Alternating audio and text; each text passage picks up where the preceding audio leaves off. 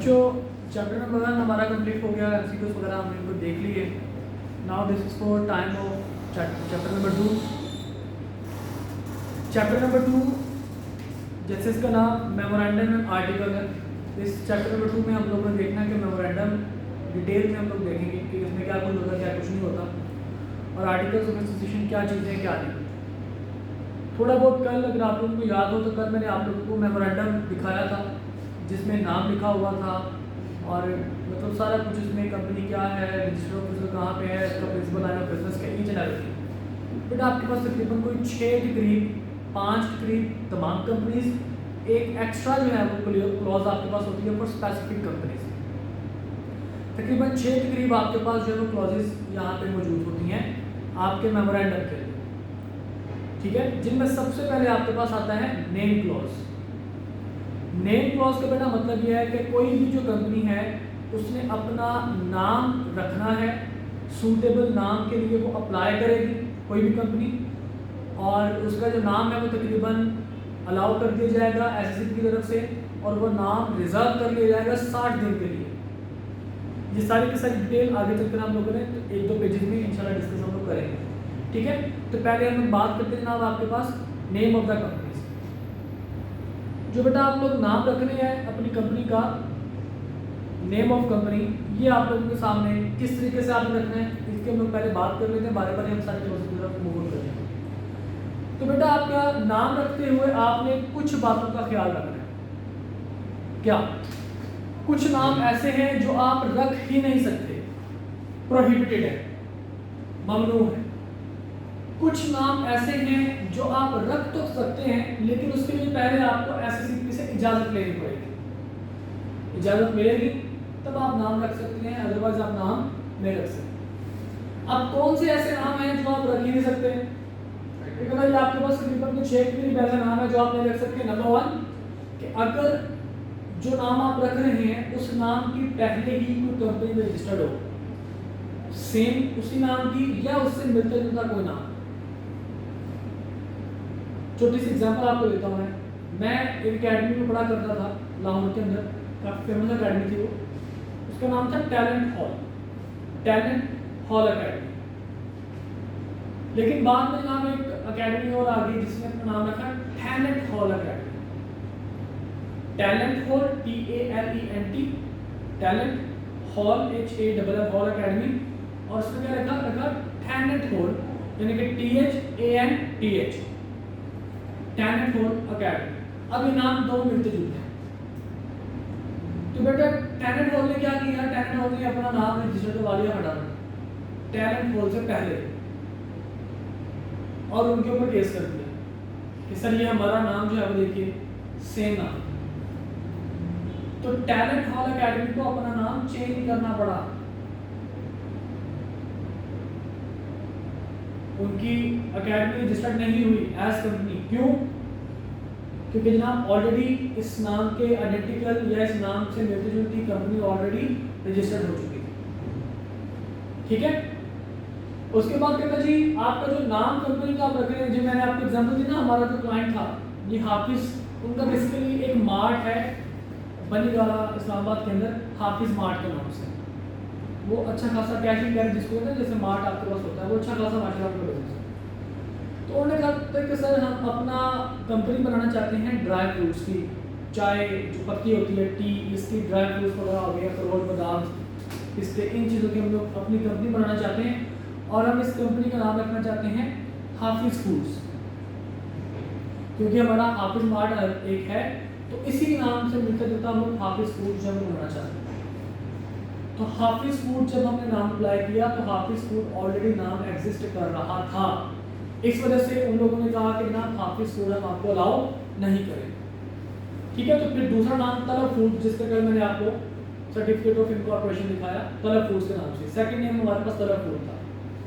तो पहला नाम एंट्री होना चाहिए, दूसरा इनएप्रोप्रिएट नहीं होना चाहिए। इनएप्रोप्रिएट का मतलब होता है कोई गैर इखलाकी नहीं होना चाहिए, गलत नाम नहीं होना चाहिए कि जिससे आपको कुछ ना कुछ ऐसा इफेक्ट मिल रहा हो कि जनाब ये चीज़ जो है वो ठीक नहीं है, ये चीज़ गलत है। जैसे कि अ propose company with the name spread violence private limited. Spread violence का क्या मतलब है? आतंक फैला दो, ठीक है जी। तो वायलेंस फैला दो ना, दिस इज नॉट एप्रोप्रिएट, तो ये आपके पास इनएप्रोप्रिएट है। इनएप्रोप्रिएट हो या अनडिजायरेबल या डिसेप्टिव। अनडिजायरेबल भी वो चीज़ है जिसको लोग पसंद नहीं करते, ठीक है, जिसको लोग पसंद नहीं करते, अनडिजायरेबल। जैसे कि आपके पास अगर मैं बात करता हूँ, जैसे कि पाकिस्तान के अंदर पोर्क, पिग का जो गोश्त होता है, पिग जानते हैं सारे पिग, पिग का जो गोश्त है उसको PORK पोर्क उसको बोलते हैं। पोर्क पाकिस्तान में हराम है, पाकिस्तान में मना है। लेकिन अगर कोई बंदा कहते ना पोर्क प्राइवेट लिमिटेड या पिग प्राइवेट लिमिटेड, तो this is actually undesirable name, कि जिसको लोग लेना भी पसंद नहीं करते, ये अनडिजायरेबल नेम। और डिसेप्टिव नेम का बेटा मतलब होता है कि जिसमें आप जो है वो कुछ ना कुछ काम आपका कुछ और हो, नाम कुछ और हो। डिसेप्टिव नेम जिसको हम लोग कहते हैं धोखेबाज, धोखा देने के लिए, समझ रहे बात को, धोखा देने के लिए, कि जिसमें जनाब आप काम आपका कुछ और हो और पीछे से जनाब आपका नाम जो है वो कुछ और हो। तो अब वो धोखा देने वाला नाम भी आपका नहीं होना चाहिए, कि आपका नाम ऐसा हो तो लोगों को पता चले कि अच्छा भाई ये नाम की कंपनी है तो इसमें इस तरह की चीज़ होती हो। ओके, डिसेप्टिव भी नहीं होना चाहिए, और ये किसी भी किस्म के रिलीजियस एक्सप्लॉयटेशन नहीं होना चाहिए। वेट में नाम नहीं लूँगा, एक जगह पे मैं गया तो वहाँ पे एक स्टोर था, पुरानी बात है, और आपको शायद आइडिया होगा कि पाकिस्तान में अनफॉर्चुनेटली फिरकावारियत बहुत फैलती रही है और लोगों ने भी खूब इसको फैलाने में मदद की है। तो एक शॉप पे जनाब हम मार्केट से गुजर रहे थे, वहाँ पे एक शॉप का नाम पता क्या था, शिया काफिर कॉस्मेटिक्स। मुझे बड़ी हंसी आई देखकर, अफसोस भी हुआ। मैंने कहा यार मतलब कि ये अभी भी मतलब इन लोगों को समझ नहीं आई कि इन लोगों का कितना गलत इस्तेमाल किया गया, कि कितने पढ़े लिखे लोग मारे गए हैं सिर्फ इस फिरकावारियत के लिए। तो अब ये एक ऐसी चीज़ है जो किसी के रिलीजियस सेंटीमेंट या किसी भी बंदे के जो डिज़ायर है उसको वो ये ख़राब करते हैं, उसको इफेक्ट करते हैं। कहते जी ऐसा नाम नहीं होना चाहिए जो किसी के रिलीजियस सेंटीमेंट्स को क्या करे, हर्ट कर सके, ठीक है। और इसके अलावा कोई भी ऐसी रीज़न, कोई भी ऐसी ग्राउंड के जिससे SSCP मना कर दे कि भाई साहब ये वाले नाम आप लोगों ने नहीं रखने, तो वो आप नाम नहीं रख सकते। ओके, यहाँ तक मुस्लिम सर बेटा।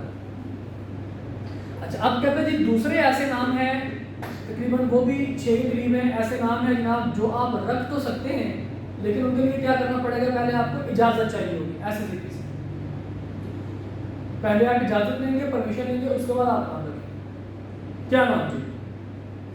कहते हैं जनाब आप किसी पाकिस्तानी या फॉरेन किसी भी गवर्नमेंट के हेड का नाम, पैट्रोनेज का मतलब होता है head of the government, past present Pakistani या फॉरेन किसी भी गवर्नमेंट के हेड का जो नाम है, for example Obama private limited, Imran Khan private limited, their patronage जो हेड ऑफ द गवर्नमेंट, ठीक है, इनका नाम रखने से पहले आपको क्या करना पड़ेगा, आपको इजाज़त लेनी पड़ेगी। सेकंड नंबर पे कहते हैं नाम अगर इसका ताल्लुक प्रोविंशियल गवर्नमेंट, फेडरल गवर्नमेंट या इनके किसी इदारे के साथ है, for example Punjab police private limited. अब Punjab police private limited, Punjab police एक आपके पास इदारा है provincial government, federal board of revenue and consultancy, FBR and consultancy नाम, ये FBR एक इदारा है। कहते हैं जी इस तरह के नाम मिलते जुलते हैं, जैसे कि आपके पास पंजाब बैंक है। अब पंजाब बैंक का नाम सुनते जैसे लगता है कि नाम ये पंजाब गवर्नमेंट के अंडर आता है, ठीक है। सिंध बैंक है आपके पास, सिंध का नाम सुनते लगता है नाम ये सिंध गवर्नमेंट का। तो कहते हैं जी आपका अगर नाम इस तरह का किसी गवर्नमेंट के नाम पे है या किसी गवर्नमेंट के किसी डिपार्टमेंट के नाम पे है, आपको पहले क्या करना पड़ेगा, आपको पहले परमिशन लेनी पड़ेगी। फिर उसके बाद कहता है जी आपके पास किसी भी any connection with any corporation setup by और अंडर एनी फेडरल और प्रोविंशियल लॉ, कि कोई भी जो डिपार्टमेंट तो था ही था, डिपार्टमेंट के अलावा कोई कॉर्पोरेशन वगैरह आपको बना दी गई जो कि फेडरल गवर्नमेंट या प्रोविंशियल गवर्नमेंट की तरफ से है। मिसाल के तौर पर अब जिनाह हॉस्पिटल, लाहौर में एक जिनाह हॉस्पिटल बड़ा फेमस है। जिनाह हॉस्पिटल इटसेल्फ एक कॉर्पोरेशन है जो कि प्रोविंशियल गवर्नमेंट ने सेटअप शुरू किया हुआ, पंजाब गवर्नमेंट। अब जनाब हॉस्पिटल के साथ जनाब एक बंदा जनाब हॉस्पिटल मेडिकल स्टोर के नाम से मेडिकल स्टोर चलाना शुरू कर दिया, तो लोग कहते हैं जनाब ये वाली हरकत आपने नहीं करनी। कोई फेडरल या प्रोविंशियल गवर्नमेंट का नाम, उसके किसी डिपार्टमेंट का नाम या उसके बनाए हुए किसी कॉरपोरेशन के नाम पे अगर आपने अपनी कंपनी का नाम रखना है तो आपको क्या करना पड़ेगा, आपको इजाज़त चाहिए। फिर कहते हैं जनाब आपके पास किसी फॉरेन गवर्नमेंट या इंटरनेशनल ऑर्गेनाइजेशन के सरबराह यानी कि हेड का नाम, एक तो था ना पाकिस्तानी गवर्नमेंट और फॉरेन गवर्नमेंट, एक का फॉरेन गवर्नमेंट या किसी इंटरनेशनल ऑर्गेनाइजेशन, फॉर एग्जांपल बान की moon private limited. You know who is बान की मून? बान की मून यूएनओ का सेक्रेटरी हुआ करता, ठीक है, जनरल सेक्रेटरी जिसको कहते हैं यूएनओ का, वो चाइना का था बान की मून। अब वो बान की मून एक ऑर्गेनाइजेशन है यूएनओ, यूनाइटेड नेशन ऑर्गेनाइजेशन, उसका जनाब ये पैट्रोनेज है, तो आप उसके नाम पे अपनी कंपनी को नहीं रख सकते, आपको जनाब करने के लिए क्या करना पड़ेगा, इजाज़त लेनी पड़ेगी, ठीक है जी। उसके बाद जनाब आपके पास आप किसी भी किस्म की कोई कंपनी मुदारबा मैनेजमेंट कंपनी या फिर आप और टू फ्लोट मुदारबा या मुदारबा में कन्वर्ट होना चाहते हैं या मुदारबा मैनेजमेंट कंपनी आप बनना चाहते हैं। तो मुदारबा कंपनी क्या चीज़ है, ये आप लोगों ने इकोनॉमिक्स में पढ़ी होगी, इस्लामिक मोड ऑफ फाइनेंस, ठीक है। तो मुदारबा मैनेजमेंट कंपनी बनाना चाहते हैं या उस तरफ फ्लोट होना चाहते हैं तो आपको क्या करना पड़ेगा, आपको अपना इजाज़त लेनी पड़ेगी पहले। और आपके पास कोई भी ऐसा बिजनेस जिसके लिए आपको लाइसेंस की ज़रूरत पड़े, फॉर एग्जांपल असला बेचने का बिजनेस, अब जो असला डीलर्स हैं उनको लाइसेंस की ज़रूरत पड़ती है, तो असला डीलर्स को क्या करना पड़ेगा, असला डीलर्स को एक सूटेबल नाम हासिल करने के लिए पहले परमिशन लेनी पड़ेगी कि सर मुझे आप अपना नाम बता दें, हम ये नाम चाहते हैं, हमने अपना लाइसेंस हासिल करना,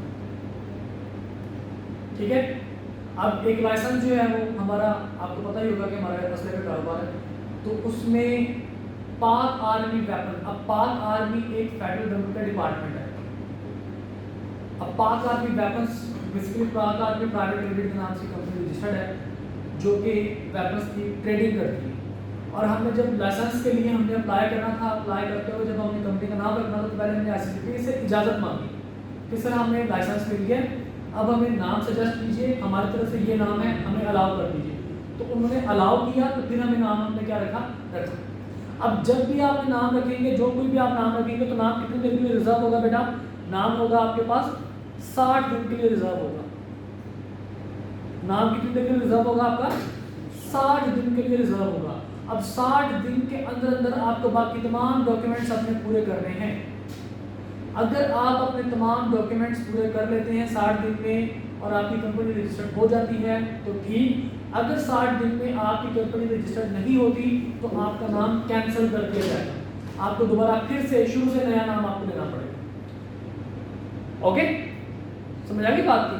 कहते जी, person may make an application to the registrar for reservation of name set out in the application for a period not exceeding 60 days. 60 दिन से ज़्यादा टाइम के लिए रिजर्व नहीं किया जा सकता। Where it was found that name was reserved by furnishing false or G, और अगर ये पता चल जाए कि जनाब आपने जो नाम रिजर्व किया हुआ है ये गलत इंफॉर्मेशन देकर मिसलीड करके आपने जनाब ये नाम आपने रिजर्व किया था, तो आपका नाम उसी टाइम पे क्या कर दिया जाएगा, कैंसिल कर दिया जाएगा, आपकी रिजर्वेशन खत्म कर दी जाएगी। Where it is found that a name was reserved by furnishing false or incorrect information, such reservation shall be cancelled, and in case of company has been incorporated, it shall be directed to change its name. The person making application shall be liable to a penalty.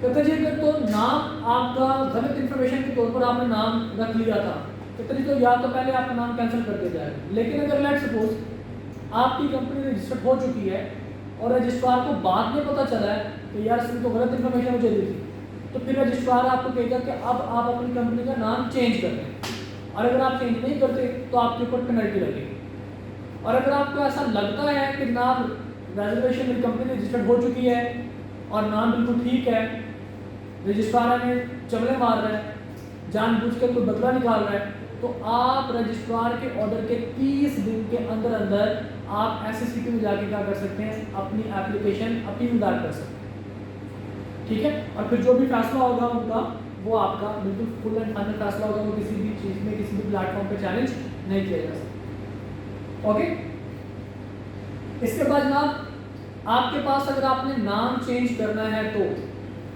अगर आपने नाम change करना है तो आपके साथ क्या सलूक होगा। हम कहते हैं जी एक कंपनी जब आपने नाम रख लिया और आप जानबूझ के नाम चेंज करना चाहते हो या आपको कमिश्नर रजिस्ट्रार की तरफ से ऑर्डर आए कि भाई साहब नाम चेंज कर लें, तो नाम चेंज करने के लिए आपको क्या करना पड़ेगा।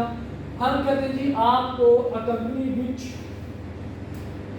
Through inadvertence or otherwise is registered by name in contravention of the Companies Act or the name was obtained by furnishing false or incorrect information, तो क्या होगा, may with approval of the registrar change its name। उसको अपना नाम change करने के लिए पहले क्या करना पड़ेगा, रजिस्ट्रार से अप्रूवल लेनी पड़ेगी और उसके बाद उसको क्या करना पड़ेगा, and shall if the registrar so directs within 30 days of receipt of such direction change its name with approval of the registrar। अगर तो वो खुद से चेंज करना चाहता है तो उसको रजिस्ट्रार से क्या करना पड़ेगा, अप्रूवल लेनी पड़ेगी, और अगर वो खुद से रजिस्टर नहीं करना चाहता तो रजिस्ट्रार की तरफ से उसको नोटिस भेजा गया तो वो 30 दिन के अंदर क्या करेगा, अपनी कंपनी का नाम चेंज कर देगा। Got it. और नए नाम के लिए पहले उसको अप्रूवल लेनी पड़ेगी कि सर ये नया नाम ये ठीक है, अगर वो कहेगा कि ठीक है तो फिर वो एक्सेप्ट कर दिया जाएगा। However the registrar shall before issue the direction for change of name afford the company an opportunity to make representation against the proposed direction. ठीक है, मतलब रजिस्ट्रार अगर एक कंपनी रजिस्टर्ड है तो इतनी जल्दी से उसका नाम चेंज नहीं हो जाता, बल्कि रजिस्ट्रार पहले एक मौका देगा कि भाई साहब आगे मुझे बताइए कि ये प्रॉब्लम है आपके नाम में, मुझे ऐसा लगता है कि आपका नाम गलत है, आगे मुझे बताइए कि आपका नाम हम चेंज क्यों ना करें। क्लियर। और अगर जनाब आप नाम चेंज नहीं करते तो क्या होगा, अगर आप खुद से नाम चेंज नहीं करते, आप रजिस्ट्रार की बात नहीं सुनते, तो फिर रजिस्ट्रार खुद से ही अपनी तरफ से ही कोई नाम प्रपोज कर देगा और उस नाम को जनाब आपके कंपनी के साथ अटैच कर देगा और फिर आपको एक नया सर्टिफिकेट ऑफ इनकॉर्पोरेशन नए नाम के साथ आपको इशू कर दिया जाएगा। ठीक है जी। If the company fails to report compliance with the direction issued within the specified period, the registrar may enter on the register a new name for the company selected by him। ठीक है, जो भी registrar को ठीक लगा वो company का नाम रख देगा। Being a name under which the company may be registered under Companies Act 2017 and issue a certificate of incorporation on change of name। एक नया सर्टिफिकेट ऑफ इनकॉर्पोरेशन आपको मिल जाएगा। और क्योंकि आपने रजिस्ट्रार की बात नहीं मानी, इस वजह से जनाब आपकी अब जो कंपनी है, जो रजिस्ट्रार है, वो आपके ऊपर पेनल्टी लगाएगी और इसकी पेनल्टी जनाब कितनी होनी चाहिए, कहते हैं जी if the company makes default in complying with the direction issued by the registrar और continue using previous name after the it has been change it shall be liable to a penalty. और इसकी normal जो penalty होती है वो level 1 की, यानी कि 25,000 रुपये की पेनल्टी इसके ऊपर इम्पोज की जाती है। ओके। और अब हम कहते हैं ना इसका प्रोसीजर क्या होगा, company change of name by a company. अगर कंपनी खुद से नाम चेंज करना चाहती है तो इसका प्रोसीजर क्या होगा।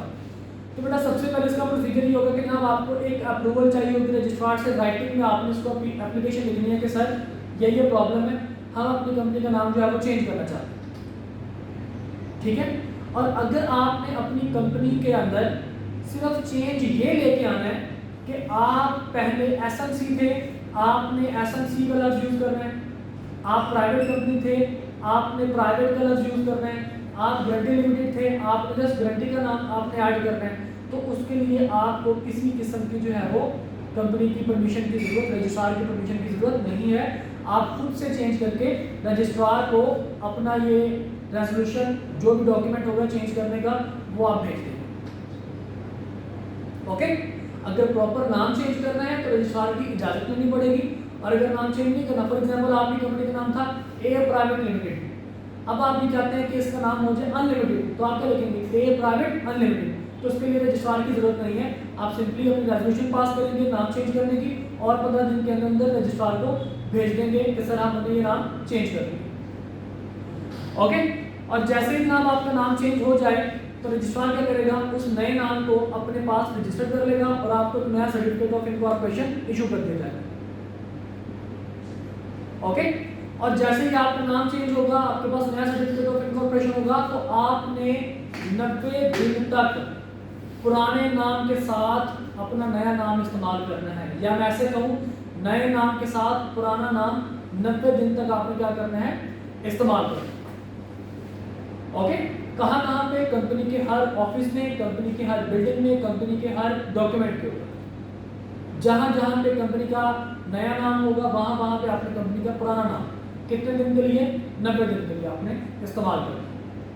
ओके, और कंपनी का नाम चेंज करने से कंपनी के खिलाफ जो केस होंगे या कंपनी ने जिसके खिलाफ केस किए होंगे वो केसेस में कोई किसी किस्म का रद्दोबदल नहीं आएगा।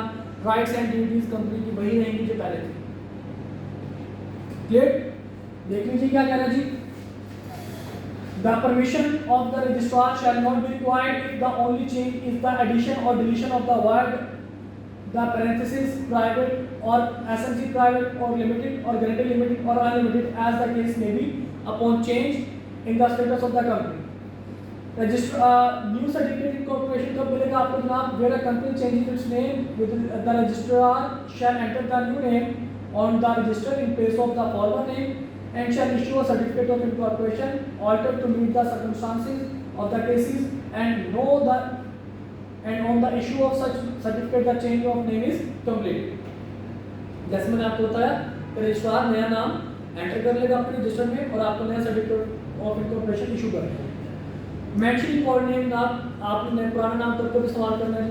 कहता है जी अगर company changes its name it shall for a period of 90 days, 90 दिन के लिए क्या करना है, from the date of issue of certificate by the registrar continue to mention its former name along with its new name on the outside of every office और place in which its business is carried on and in every document और notice. Got it? कि 90 दिन के लिए आपने पुराने नाम नए नाम के साथ पुराना नाम आपने क्या करना है, इस्तेमाल करना है।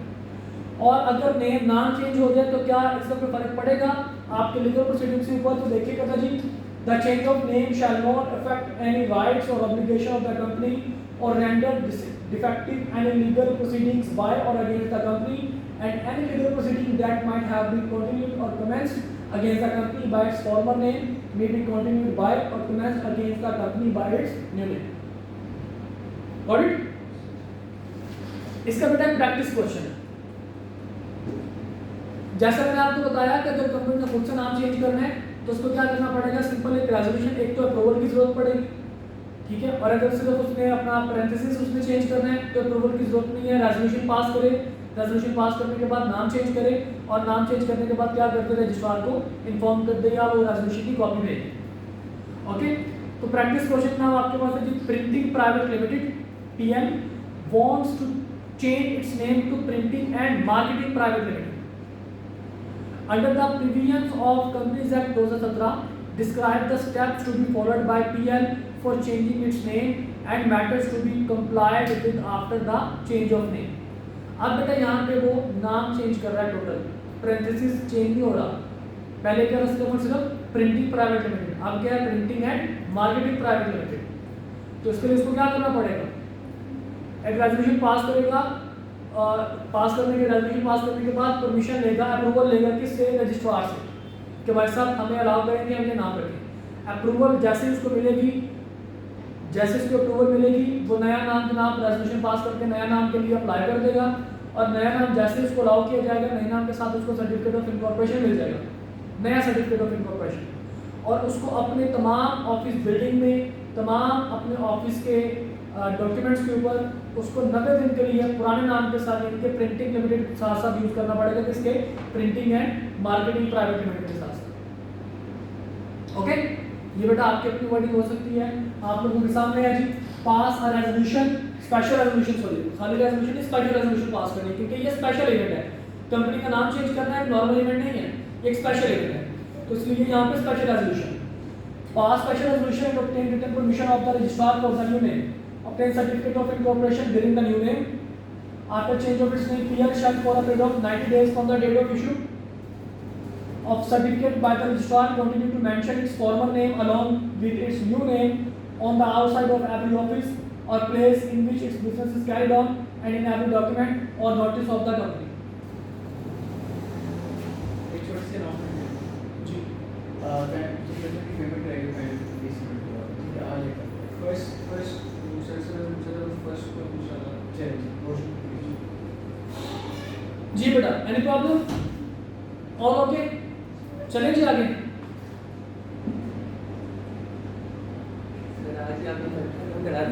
नहीं, बस ये नाम का हमें सिर्फ पढ़ना है कि publication of name by a company and penalty, कि आपने अपने नाम का जो पब्लिकेशन आपने कैसे करना है। कहता है जी नेम ऑफ बिजनेस प्लेस, आपने नाम अपना पब्लिक कहाँ कहाँ पे करना है, ये हम ऑलरेडी पढ़ चुके हैं। कहता है जी आपने अपने बिजनेस प्लेस की कौन सी जगह पे आप नाम लिखना है। कहता है जी जहाँ पे तमाम लोगों का गुजर बसर हो, गुजर बसर सॉरी कह रहा हूँ, जहाँ पे तमाम लोगों का गुजर हो, ठीक है, जहाँ पे कॉन्स्पिशियस का मतलब होता है जो विजिबल नजर आए।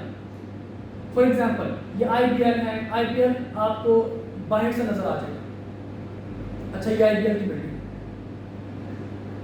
समझ ले बात को। कंपनी का भी ऐसे कि आप कंपनी का नाम ऐसा हो कि जो छुपा हुआ ना हो, सबके सामने विजिबल हो, हर बंदा उसको इजीली ना चाहते हो भी बंदा उसको देख ले कि आपकी कंपनी का नाम है।